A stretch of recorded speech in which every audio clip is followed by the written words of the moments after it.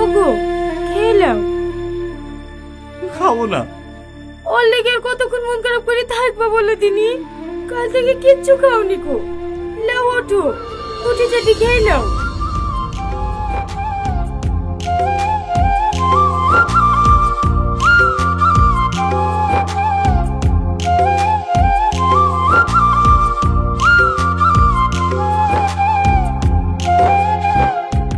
কি হলো, খাও।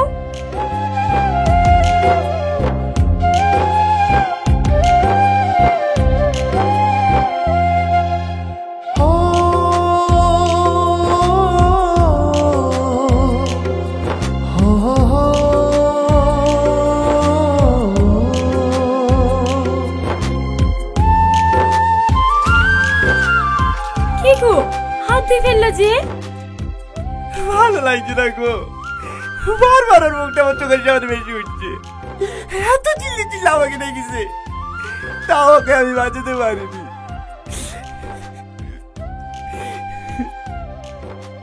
তুমি জানো অপর্ণা, ও আমার সব থেকে কাছের বন্ধু। ও এখন হাসপাতালে মৃত্যুর সাথে লড়াই করছে। ওকে যে আমি চোখের দেখাটা দেখতে যাবো, সেটুকু আমি ভাবছিনি।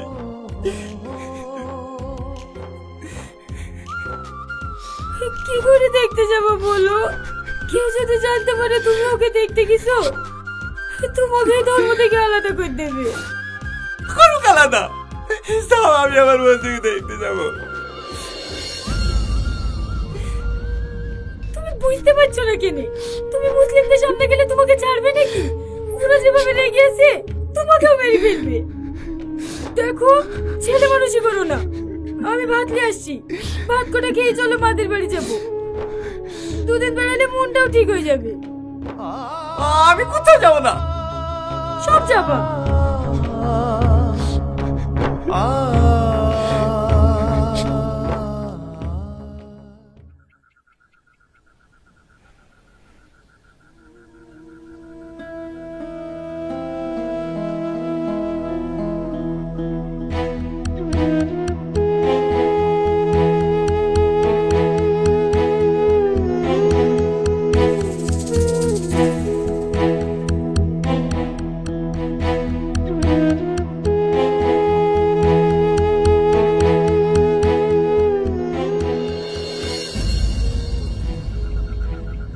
সাব্বাস রাজ, তোর জন্য আমার প্ল্যানটা সাকসেসফুল হলো। এখন কোনো মাইকা লাল নেই, আমাকে ভোটে হারাবে। এই নে আমার তরফ থেকে 5 লক্ষ টাকা আর ব্যাংকে টিকিট। যা 2 মাস এনজয় করে।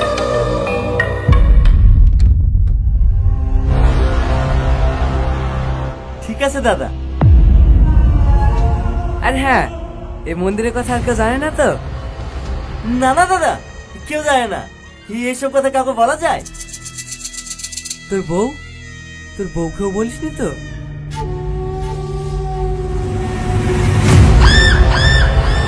এই শালা পুরো যাত্রাই খারাপ, সব জায়গায় ঠিক থাকবে, বউয়ের কাছে গিয়ে যাদের কি হয়। এটা বোন, 3 লক্ষ টাকা কালু মস্তান খেতে দিগা। রাজার বোঝানো কাল সকালে সূর্য না দেখে। এইটা আপনি কি বলছেন দাদা? ওটা আমার বউ। শোন, ওর থেকে ভালো মাল যদি তোকে না লেন দিতে পারি, তাহলে আমাকে আর দাদা বলবি না। আর মেয়েদের ক্ষেত্রে চিনিস নি, ওদের পেটে কোনো কথা থাকে না। 2 মাস পর ইলেকশন তো, তার আগে দেখবি তোর দাদা ছেলে ভরা আছে। তুই কি চাস আমি জেলে থাকি?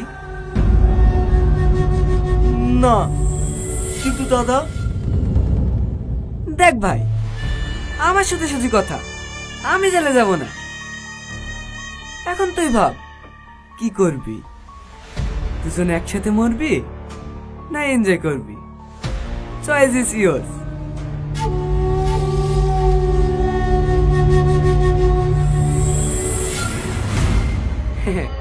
Good choice.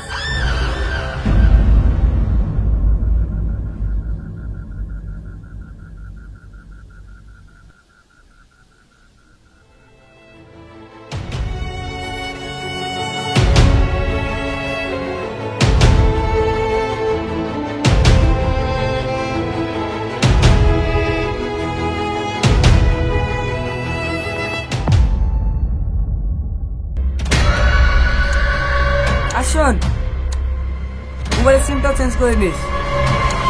ঠিক আছে দাদা। কি হবে না?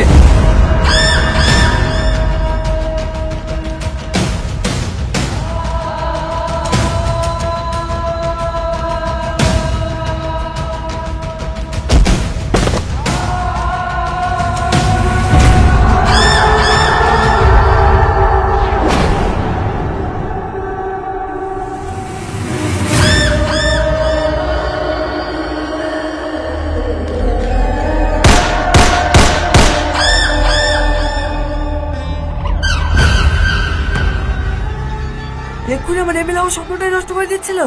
হেই, সাইড থেকে খেয়াল রাখতে পারিস না? সরি দাদা। যা, লাশটা নিয়ে গিয়ে মুসলিম পাড়া ফেলে দিয়ে আয়।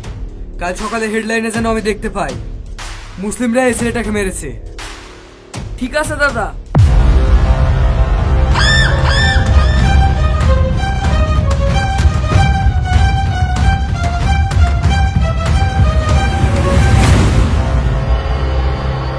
আপনারা কি ভাবছেন গল্পটা এখানেই শেষ? না, এই গল্প শেষ করার মতো ক্ষমতা আমাদের মতো লেখকের নেই।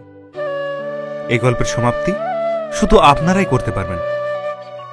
আপনারা কি ভাবছেন একটা মুসলিম ছেলে এসে আপনার মন্দির ভাঙবে, নাকি একটা হিন্দু ছেলে গিয়ে আপনার মসজিদ ভাঙবে? এতে তাদের কি লাভ? ভালো করে সুস্থ মাথা ভেবে দেখুন, লাভটা আসলে কার?